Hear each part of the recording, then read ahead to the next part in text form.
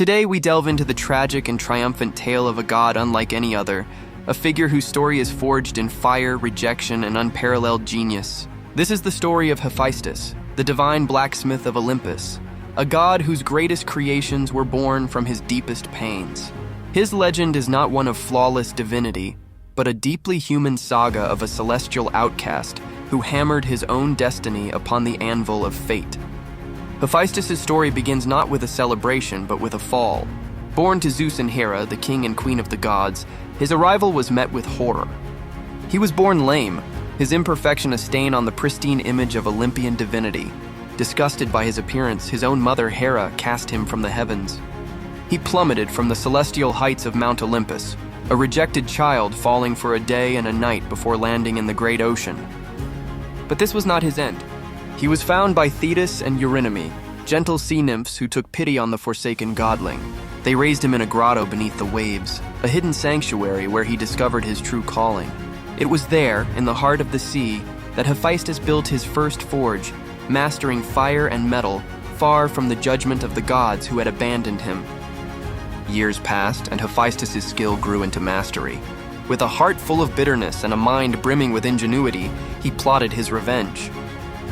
He forged a magnificent golden throne, a work of such exquisite beauty that it was fit for the queen of the gods. He sent it to Olympus as a gift for the mother who had cast him away.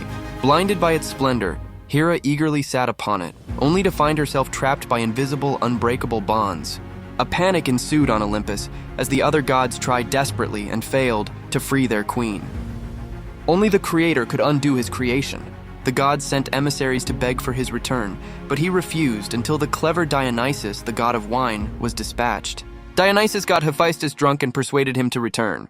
The outcast god made his triumphant, limping procession back to Olympus and agreed to free Hera, but only after Zeus granted him a significant concession. For his price, Hephaestus demanded a bride, and not just any bride. Zeus granted him the hand of the most beautiful and desired of all the goddesses, Aphrodite, the goddess of love. It was a union of opposites, the disfigured craftsman and the flawless embodiment of beauty. But this marriage, meant to be his ultimate prize, became his greatest source of sorrow. Aphrodite, repulsed by her husband, was unfaithful.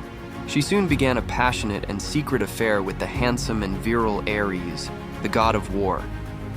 Hephaestus, though often portrayed as sullen, was no fool. Upon learning of their betrayal, he once again turned to his forge, channeling his heartbreak into a masterpiece of vengeance. He crafted a golden net, as fine as a spider's web but utterly unbreakable, and suspended it over his marriage bed. He then trapped the adulterous lovers in the act, exposing them to the assembled gods of Olympus, who roared with laughter at their humiliation.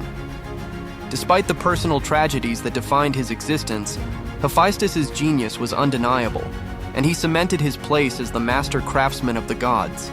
His forge in the heart of the volcano Etna became the source of Olympus's greatest treasures and most fearsome weapons. It was Hephaestus who forged the mighty thunderbolts for Zeus, giving the king of the gods his ultimate power. He crafted the legendary impenetrable armor for the hero Achilles, a marvel of divine artistry. And in a more complex act of creation, he sculpted Pandora, the first mortal woman, from clay. Hephaestus was the engine of Olympus, the brilliant, hard-working god whose creation shaped the very fabric of myth. His story ends not with love found or wounds fully healed, but with the resounding clang of his hammer. He remains the solitary master of the forge, a figure of immense power and respect, forever shaping the world from the heart of the fire, a testament to the idea that even from the deepest wounds, the greatest works can be forged.